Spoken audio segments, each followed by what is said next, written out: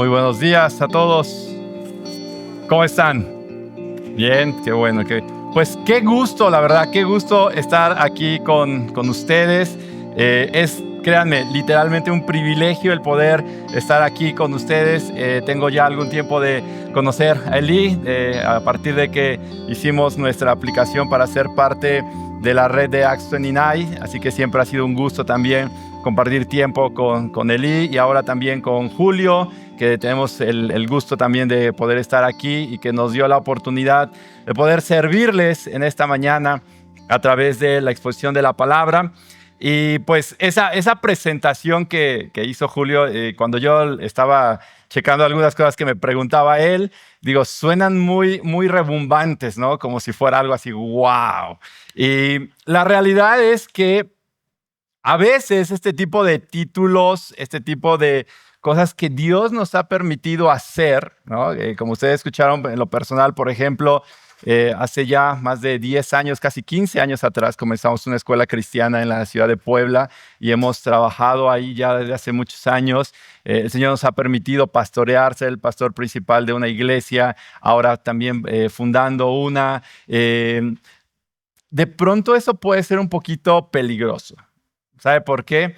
Porque de alguna manera confiamos en lo que somos, en los títulos que tenemos, en las capacidades incluso que Dios de pronto nos da y nos lleva a poder quizá caer en un peligro muy grande de la autosuficiencia. Es decir, yo puedo, yo lo logro, yo lo he hecho, yo tengo esto y esto, ¿no?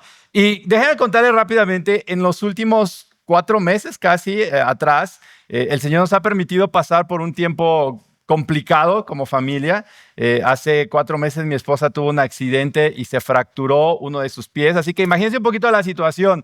El bebé tenía en ese tiempo 3 meses, ella se fractura un pie, el otro queda esguinzado, es decir, en algún momento está totalmente inmovilizada y literalmente había que ayudarle a hacer todo, ¿no? Y teníamos iglesia, y tenemos otros 2 hijos, y teníamos trabajo, y teníamos muchas cosas por hacer. Fue un tiempo en el cual, la verdad, nos volvimos locos, o quizá podría decir, me volví loco, ¿no? Y yo le decía, y platicábamos mi esposa y yo decíamos, híjole, yo no sé si esta prueba es para ti porque tú te caíste y tú te fracturaste y a ti te está doliendo y tú estás teniendo todas esas complicaciones, o es para mí. Porque de pronto en algún momento yo decía, no, vamos a poder. Soy el pastor de la iglesia, soy el director de la escuela, tengo esto, he hecho esto y vamos a salir adelante.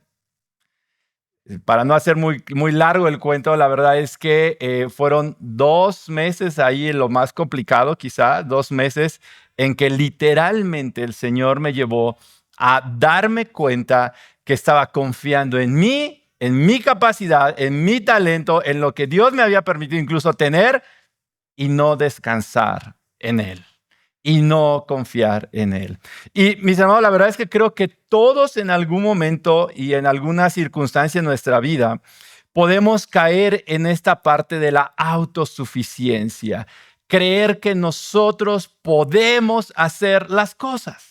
Creer que nosotros tenemos las fuerzas para hacer y soportar cualquier cosa que venga por delante. Todos confiamos en nuestros talentos, virtudes, logros, posiciones, porque en algo quizá cada uno de nosotros es bueno. Quizá alguno de ustedes es bueno para el deporte, otro quizá para la cuestión intelectual, otro quizá Dios le ha permitido tener una carrera importante en nivel profesional o quizá en el negocio, tienes un negocio exitoso, qué sé yo. En algo, Dios quizá nos ha permitido tener cierta relevancia, pero confiamos en esos talentos, confiamos en esas virtudes, en esas posiciones y sabe, nos hacemos arrogantes. Nos hacemos arrogantes y poco humildes. Y la verdad es que este es un peligro muy grande, muy grande el sentirnos autosuficientes.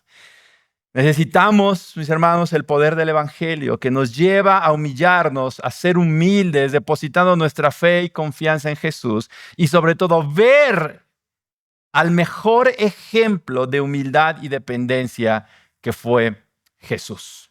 Así que el día de hoy, a la luz de la palabra del segundo libro de Reyes, capítulo 5, veremos cómo puede ser muy peligroso la autosuficiencia. Así que le voy a invitar a que busque ahí en sus Biblias el segundo libro de Reyes, capítulo 5.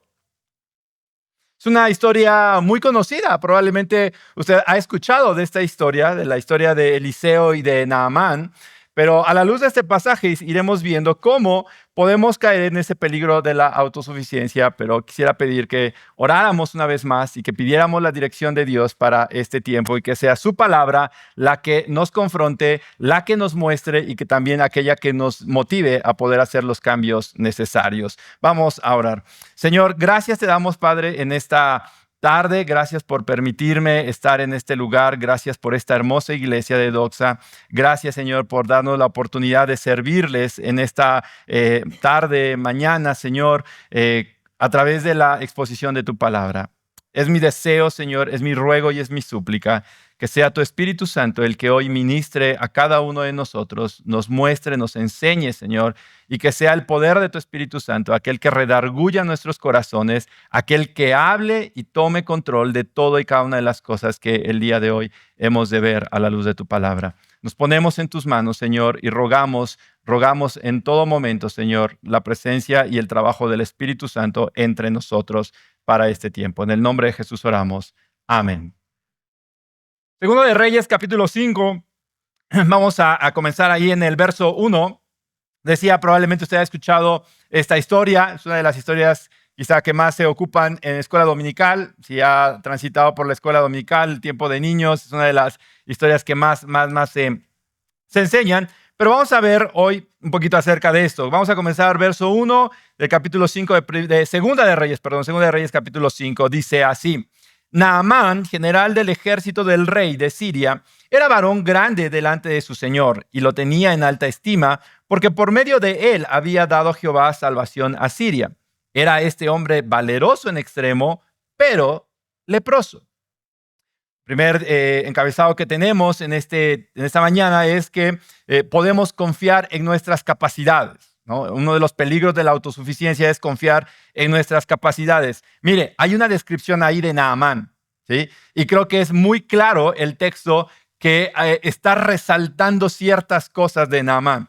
Primero, era general del ejército del rey de Siria, uno de los imperios más grandes. Así que no era cualquier persona, era el general del ejército. Eso ya habla de una persona con un rango importante, ¿sí? General del ejército del rey de Siria.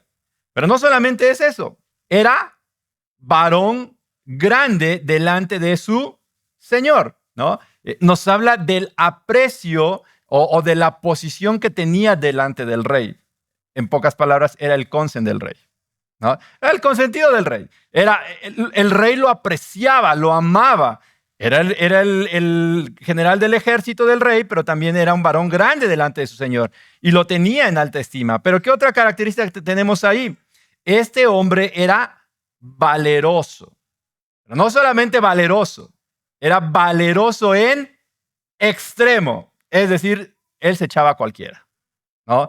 Nada le daba miedo. Era un hombre probablemente muy fuerte, era un hombre muy capaz en cuestión quizá física, hábil a la hora de la lucha, de la confrontación cuerpo a cuerpo. Recuerde, en aquel tiempo los ejércitos no era que les disparaban un dron y a distancia se aniquilaban a todos. Allí era la lucha uno a uno. Así que se requería mucha fuerza, se requería mucha habilidad física para ser un hombre que vaya al frente del ejército. Y este era Naamán, era un hombre valeroso en extremo, ¿no? Creo que es importante ver esa magnitud, esa amplificación de las características de Naamán. Y retomamos, capitán del ejército de Siria, hombre importante, amado, apreciado delante de su señor y un guerrero valiente. Pero fíjese que ese primer versículo termina con un pero. pero era leproso. Era leproso. Es decir, Naamán tenía, sí, características, recursos, habilidades, capacidades grandes, pero a la vez una gran necesidad. A la vez tenía una gran necesidad. Ahí vamos a dejarlo un poquito y luego vamos a regresar a esto. Verso 2. Y de Siria habían salido bandas armadas y habían llevado cautiva de la tierra de Israel a una muchacha, la cual servía a la mujer de Naamán. Esta dijo a su señora: si rogase mi señor al profeta que está en Samaria, él lo sanaría de su lepra. Entrando Naamán a su señor, le relató diciendo: así y así ha dicho una muchacha que es de la tierra de Israel. Y le dijo el rey de Siria: anda, ve, y yo enviaré cartas al rey de Israel. Salió pues él llevando consigo 10 talentos de plata y 6,000 piezas de oro y 10 mudas de vestido. Tomó también cartas para el rey de Israel que decían así: cuando lleguen a ti estas cartas, sabe por ellas que yo envío a ti mi siervo Naamán para que lo sanes de su lepra. Luego que el rey de Israel leyó las cartas, rasgó sus vestidos y dijo: ¿soy yo Dios que mate y dé vida para que éste envíe a mí a que sane un hombre de su lepra? Considerad ahora y ved cómo busca ocasión contra mí. En esta segunda parte, a partir del verso 2, vemos que Naamán no solamente tenía capacidades importantes y que confiaba en ellas, sino también tenía recursos importantes y va a confiar en ellas. Una vez que Naamán escucha que hay una posibilidad de que él sea sanado, ¿a quién acude inmediatamente? Al rey. ¿Por qué? Era el cónsul del rey, ¿no? Era la persona más cercana al rey. Así que va y le dice: rey, hay una posibilidad de que pueda yo ser sanado. Y al rey, pues al ser una persona cercana a él, hace todo lo que está en sus manos para que esto se lleve a cabo. Así que comienza a preparar dádivas, ¿no? Vemos ahí, nos relataba el pasaje, que comienza a preparar dádivas y cartas para presentarlo delante de Israel. Un poquito del contexto, ¿no?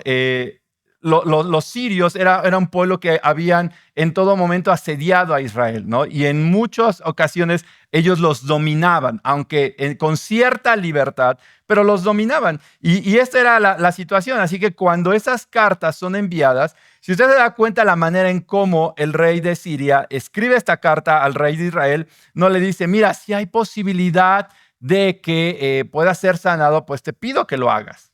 No, la manera en cómo está ahí relatando esa carta, le está dando una orden. Le dice: cuando lleguen a ti estas cartas, que yo te envío, que por favor sanes. No le dice por favor, te pido que lo sanes de su lepra, ¿no?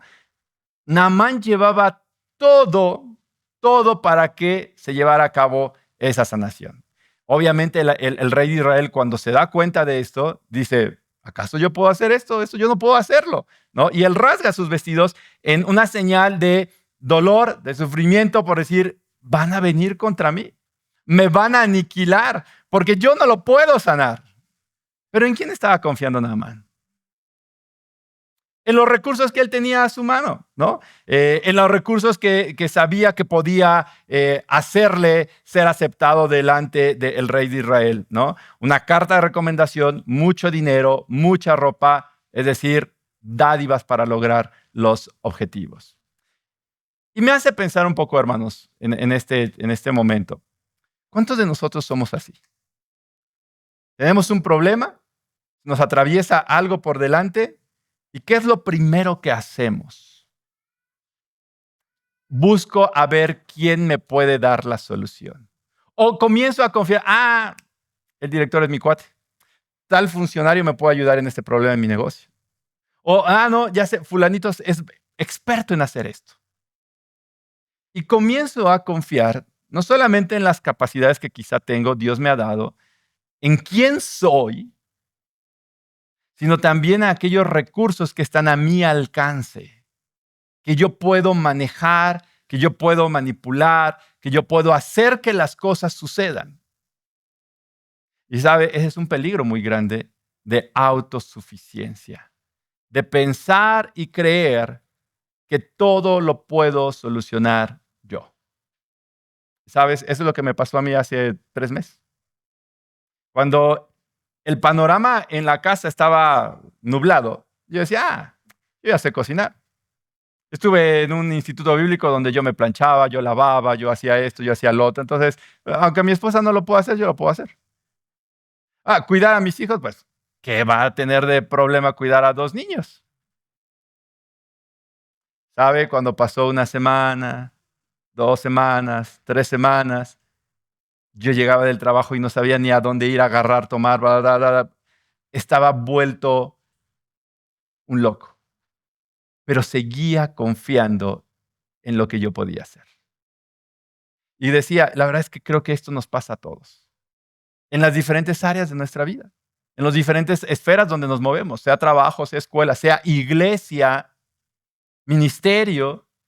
Vamos confiando en lo que nosotros podemos hacer y en quiénes somos, en nuestros recursos, a nuestras manos, que podemos tomar, manipular, pedir, etcétera, etcétera. Y ese es un peligro muy grande. Y creo que todos caemos en ese peligro de la autosuficiencia. Vamos a seguir ahí adelante a partir del verso 8. Dice el verso 8, cuando Eliseo, el varón de Dios, oyó que el rey de Israel había rasgado sus vestidos, envió a decir al rey, ¿por qué has rasgado tus vestidos? Venga ahora a mí y sabrás que hay profeta en Israel. Y vino Naamán con sus caballos y con su carro y se paró a las puertas de la casa de Eliseo. Entonces Eliseo le envió un mensajero diciendo, ve y lávate 7 veces en el Jordán y tu carne se te restaurará y serás limpio. Y Naamán se fue enojado diciendo, he aquí yo decía para mí, saldrá él luego y estando en pie, invocará el nombre de Jehová su Dios y alzará su mano y tocará el lugar y sanará la lepra. Abana y Farfar, ríos de Damasco, ¿no son mejores que todas las aguas de Israel? Si me lavare en ellos, ¿no seré también limpio? Y se volvió y se fue enojado. Mas sus criados se le acercaron y le hablaron diciendo, Padre mío, si el profeta te mandara alguna gran cosa, ¿no la harías? ¿Cuánto más diciendo, lávate y serás limpio?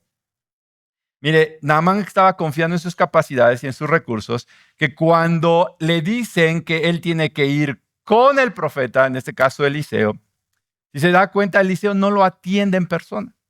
Él manda a un siervo. Naamán, el hombre más importante del ejército, el cónsul del rey, con mucho dinero, con mucha ropa, muchas dádivas, y no lo atienden personalmente. ¿Les gusta el fútbol? ¿No? ¿Sí? Bueno, imagínense que llega a su casa y le toca a Cristiano Ronaldo. ¿O quién quiere? Messi, quizá. Y le dice, hay alguien ahí, atiéndelo. ¿Cómo se sentiría esa persona importante? Humillado. Desde luego que se sentía humillado. Así estaba Naamán. Naamán no fue atendido por Eliseo. Manda a un siervo para darle instrucciones de qué hacer. Así que era algo que lo llevaba a sentirse humillado, quizá a no ser atendido como tenía que ser, y nos lo narra el texto, ¿no? Él decía, yo me imagino que va a llegar, me va a imponer las manos, va a orar por mí y voy a ser sanado, ¿no? Naamán ya tenía todo organizado, ya te lo había vislumbrado, ya sabía que tenía que pasar. Oh, sorpresa, cuando llega delante de Eliseo, le dice, ahí está el siervo, y el siervo te dice que vayas al río y que te sumerjas 7 veces. Y entonces Naamán dice, ¿y qué es este río? ¿No? Abana y Farfar son 2 ríos que riegan justamente la tierra de Siria, y son muy conocidos porque estos ríos le proveen mucha abundancia a la tierra, y es una zona llena de vegetación, hermoso, porque provee todos esos recursos a la tierra. Así que imagínense, Naamán está pensando en esos ríos y dice, allá hay ríos mucho más bonitos que el que me está pidiendo que me vaya y que me sumerja. Era una humillación para Naamán lo que estaba pasando. Bueno, y es que creo que este es el punto que tenemos que ver. El peligro de la autosuficiencia no solamente nos lleva a confiar en nuestras capacidades, sino también en nuestros recursos, pero, ¿sabe? Hay un llamado hacia la humildad.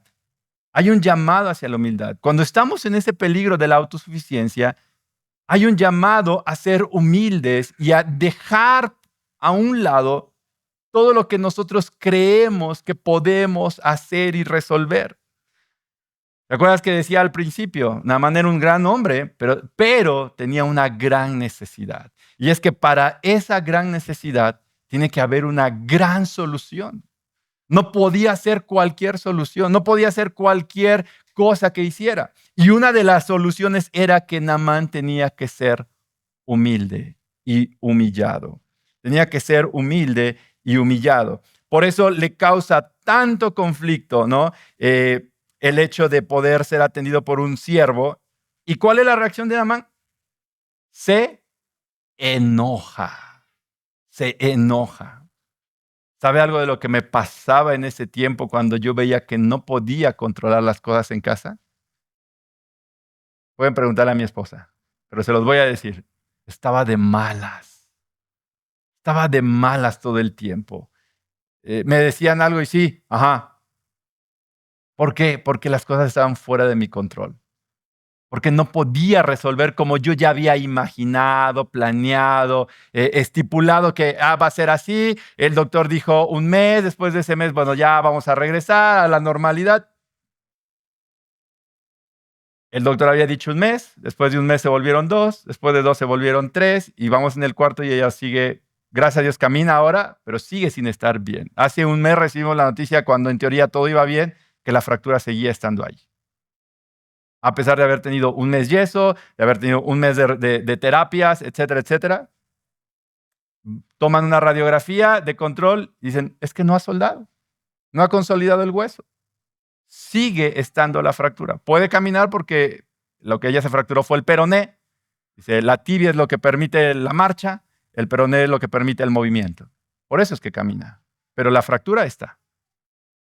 Todo lo que estaba en la mente planeado, estipulado, armado, confiando en que nosotros podíamos hacerlo, no se llevó a cabo. Y eso generaba enojo en mí. Eso generaba malestar porque no era como yo lo había pensado. Y otra vez, pero Señor, soy el pastor. Me estás imposibilitando el ir a la plantación. Pues estoy haciendo tu obra. Estoy haciendo esto, estoy sirviéndole a niños. ¿Por qué me permites no poder salir? Porque tenía que estar en casa cuidando, atendiendo, etcétera, etcétera. Es que el peligro de la autosuficiencia es ese, que nos frustra nuestros planes, nos lleva a un enojo porque seguimos confiando en nuestros recursos y en nuestras capacidades. Y Dios estaba llamándonos a tener una gran solución ante una gran necesidad. Y era humillarnos, era ser humilde y entender y comprender por qué Dios estaba permitiendo eso en nuestras vidas y en especial en mi vida. Y hay pasajes que nos recuerdan eso, ¿no? Un pasaje muy conocido, Santiago 4:6. Ustedes lo recuerdan, nos habla acerca de esto, ¿no? Que Dios resiste a los soberbios y da gracia a los humildes. Dios va a resistir al soberbio. Dios va a resistir al que es autosuficiente y le va a dar gracia, le va a mostrar su favor a aquellos que se humillan. Y no era la excepción Naamán. Naamán tenía que reconocer eso, ¿no? Ahora, déjeme regresar al texto y mostrar algunos detalles que creo que son sumamente relevantes para ver cómo Dios está actuando en la vida de Naamán, ¿sí? ¿Quién fue la primera persona que le dio una solución a Naamán? Una sierva, una criada. Podríamos decir alguien insignificante, ¿no? Que era extranjera, sirviendo, trabajando para la esposa, para la mujer de Naamán. Ella es la primera que le da una nota de esperanza. Allá en Israel hay un profeta. Si él va, puede ser sanado, ¿no? Fíjense cómo Dios utiliza personas así, que desde nuestra apreciación, o al menos desde el punto de vista humano, parecieran pues no ser importantes. Una joven sirvienta, una joven sierva. Después, Dios está ocupando un simple río. Nada espectacular, nada bonito, nada atractivo a comparación de los ríos que había en Siria. Un simple río. Y un siervo del profeta de Dios. Y me encanta esto, porque esto nos muestra cómo Dios actúa. No necesita gente con títulos, capacidades, renombre para hacer su obra. Dios está utilizando una joven sierva, un simple río, a un siervo del profeta, para dar una solución al problema de Naamán. Así que el siervo ahora de Naamán es el que le dice, pues ya llegamos hasta aquí, ¿no? Ya estás aquí. Si te está diciendo que hagas eso, ¿por qué no lo haces? ¿No? En otras palabras, quizá pudo haber dicho, ¿qué pierdes? ¿Qué pierdes? Estamos acá. Y Naamán entonces va y desciende. Verso 14. Él entonces descendió y se zambulló 7 veces en el Jordán conforme a la palabra del varón de Dios. Y su carne se volvió como la carne de un niño y quedó limpio. Y volvió al varón de Dios y toda su compañía y se puso delante de él y dijo, he aquí, ahora conozco que no hay Dios en toda la tierra, sino en Israel. Te ruego que recibas algún presente de tu siervo. Mas él dijo, vive Jehová, en cuya presencia estoy, que no lo aceptaré. Y le instaba a que aceptara alguna cosa, pero él no quiso. Entonces Naamán dijo, te ruego pues, de esta tierra no se dará a tu siervo la carga de un par de mulas, porque de aquí en adelante tu siervo no sacrificará holocausto, ni ofrecerá sacrificio a otros dioses, sino a Jehová. En esto perdone Jehová a tu siervo, que cuando mi señor el rey entrare en el templo de Rimón para adorar en él, y se apoyare sobre mi brazo, si yo también me inclinare en el templo de Rimón, cuando haga tal, Jehová perdone en esto a tu siervo. Vemos ahora cómo Naamán experimenta una gran transformación. ¿Qué hace Naamán? Él se humilla y hace lo que Eliseo le había dicho que tenía que hacer con respecto a su enfermedad. Y él se zambulle ahí en el río y entonces nos dice el texto que su piel sale como la piel de un bebé, es decir, totalmente limpio. Hay una transformación, hay un cambio físico de la enfermedad, pero no solamente eso, hay también un cambio interno en el corazón de Naamán, ¿no? Vea el verso 15 a la mitad que dice que Naamán dice, he aquí, ahora conozco que no hay Dios en toda la tierra. Los sirios tenían pues la costumbre, o llamarlo así, la fe de creer en muchos dioses. Entonces ellos creían que había dioses por todos lados, ¿no? Pero Naamán dice, ahora conozco que no hay Dios en toda la tierra. No, todos aquellos que se dicen ser dioses no lo son. Hay solamente un Dios y ese Dios está en Israel. Él es el Dios verdadero. Hay un cambio no solamente físico en su piel de Naamán, sino también hay un cambio interno en su mentalidad, en su corazón. Y lo vemos muy claramente porque dice que él toma la decisión de no volver a dar o hacer algún sacrificio ni ofrenda a otros dioses, sino solamente a Jehová. Incluso lo podemos ver más adelante en los versículos, en el verso 18, donde él sabe que va a regresar a Siria con el rey y que en algún momento él va a tener que estar en alguno de esos templos de los dioses ajenos como de Rimón. Y dice, si yo tengo que ir allá y por ayudar al rey me inclino, que Dios me perdone. Que Dios me perdone. Porque lo estoy haciendo solamente por mi trabajo. No porque yo esté creyendo en eso. Así que vemos, mis hermanos, que estos cambios en Naamán son sorprendentes, son grandiosos. Hay un cambio físico, hay un cambio de mentalidad, hay un cambio de corazón, hay un cambio de vivir y de actuar en su día a día. Y sabe, para esa gran necesidad, la única solución era tener una gran solución que era humillarse delante de Dios y poder recibir la sanidad delante de Dios, no solamente física, sino también tener un cambio en su corazón, en su mente y en todo lo que él hacía. Y esto es lo único que puede hacer esto, mis hermanos, es el poder del Evangelio.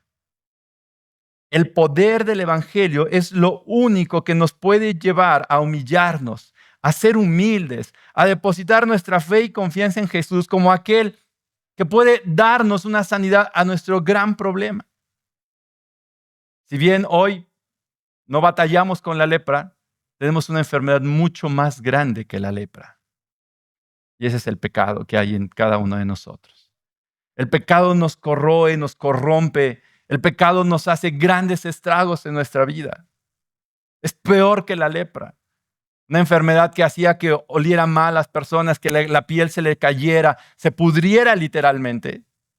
¿No sabe? El pecado es todavía mucho peor que eso. El pecado nos separa de Dios. El pecado nos hace estar lejos de Dios. Y por eso es que necesitamos una gran solución a ese problema. Y el único que puede salvarnos, que puede limpiarnos y que puede darnos una solución ante ello, es el poder del Evangelio a través de la fe en Jesús. Si nosotros no depositamos nuestra fe y nuestra confianza en Cristo Jesús, entonces estamos experimentando el más grande de los orgullos. Estamos experimentando el peligro más grande de la autosuficiencia, creer que nosotros podemos salvarnos por lo que nosotros podemos hacer. Creemos que nosotros podemos hacer que nos vaya bien por lo que nosotros hacemos o somos o tenemos. El rechazar a Jesús, el rechazar el mensaje del Evangelio, es el más grande de los efectos de la autosuficiencia y del orgullo. Y eso nos va a llevar a una condenación eterna. A una condenación eterna. Por eso nuestra solución es solamente el Evangelio. No hay otra forma, no hay otra manera de poder librarnos de esa terrible enfermedad del pecado. El poder del Evangelio, poner y depositar nuestra fe en Jesús como nuestra única esperanza, como nuestra única salvación. Pero mis hermanos, también debemos recordar que aún estando ya en esta relación personal con Cristo, siendo sus hijos, necesitamos también el Evangelio. Necesitamos humillarnos día a día, porque sabe, aún a pesar de ser hijos de Dios, luchamos con la autosuficiencia. Y a veces hacemos y movemos y buscamos todas las soluciones posibles que haya ante situaciones que estamos enfrentando. Y quizá en última instancia, vamos y descansamos y confiamos en que Dios es soberano y que Dios está permitiendo ciertas cosas en nuestra vida con un propósito, hacernos cada vez más dependientes de Él. Mire, quiero resaltar un punto en el primer versículo. ¿Quién permitió que Naamán fuera ese gran hombre y tuviera un gran renombre por ser un excelente general del ejército? A la mitad del verso 1 del capítulo 5 dice, porque por medio de él había dado, ¿quién? Jehová salvación. Se nos olvida que Dios tiene control no solamente de su pueblo, sino Dios tiene control de todo y de todos. De todo y de todos. La soberanía de Dios es una de las cosas que tenemos que reconocer en todo momento. Yo no sé qué estamos pasando en manera individual hoy en día. ¿Qué situación estamos enfrentando? ¿Qué problema, enfermedad, en tu trabajo, en casa, como iglesia? Pero lo que sí sé es que Dios es soberano y que Dios está en su trono reinando y que Dios está permitiendo que esto que están atravesando de manera individual, familiar o de manera como iglesia es porque Dios quiere que dependamos más de Él. Quiere que confiemos más en Él, que depositemos todo lo que está en nosotros en Él. No vemos quizá qué viene por delante. El panorama puede estar nublado. El panorama puede ser tormentoso. Pero sabes, Él sigue teniendo control de todo. Y es nuestra misión que cuando escuchemos el Evangelio una vez más, tener y mirar el mejor ejemplo de humildad. Cuando Cristo estuvo en esta tierra, Él no confió en sí mismo. Era el Hijo de Dios. Pero en todo momento, a lo largo de los Evangelios, vemos que Jesús decía, yo vengo aquí a hacer la voluntad de mi Padre. Y cada vez iba al Padre y buscaba al Padre y se refugiaba en el Padre y encontraba toda su fuerza en el Padre. ¿Qué mejor ejemplo de humillación tenemos sino la de Cristo mismo, que tomó forma de siervo, tomó forma de hombre y vino a este mundo para darse por cada uno de nosotros? Mis hermanos, el poder del Evangelio es aquel que nos ayuda y nos libra del peligro de la autosuficiencia. Y yo quiero terminar animándote a que pienses, reflexiones. ¿Cuánto estás confiando en ti? ¿Cuánto estás confiando en tus capacidades? ¿Cuánto estás confiando en lo que eres? En el título, posición que quizá tienes. Si es así, recuerda que para una gran necesidad como esa, necesitas una gran solución. Y la única solución para ese problema es el poder del Evangelio, que nos lleva a humillarnos, pero a la vez a descansar en que Dios es soberano y que debemos confiar en Él. Vamos a orar. Señor, gracias te damos, Padre, en esta tarde. Gracias, Padre, porque nos recuerdas una y otra vez cuánto necesitamos de ti, Padre. Señor, perdónanos. Perdónanos porque de muchas formas, en muchos momentos en nuestra vida, transitamos en ella confiando en nuestras capacidades, en nuestros recursos, en lo que incluso tú mismo nos has dado, pero creemos que somos nosotros o que es por nosotros que lo tenemos. Dios, para esta terrible necesidad, necesitamos una gran solución. Y a Dios gracias porque el poder del Evangelio es aquel que nos puede ayudar a ir de día en día confiando y depositando nuestra fe, nuestra confianza, nuestra dependencia en ti, Señor. Por nosotros mismos no podemos. Nuestro pecado nos llevará a confiar una y otra vez en nosotros. Pero te pedimos, humíllanos. Si es necesario, humíllanos, Padre, para que una vez en ese lugar podamos voltear y levantar nuestros ojos a los cielos y poder clamar por tu ayuda. Porque tu poder se perfecciona, Señor, en nuestra debilidad. Y reconocemos que somos débiles para salir adelante, para resolver las situaciones y los conflictos que hay por delante. Ayúdanos a poder experimentar esa gran transformación física, interna, que nos lleve a la adoración, que nos lleve a reconocer que tú eres el Rey de Reyes y Señor de Señores. En el nombre de Jesús oramos. Amén.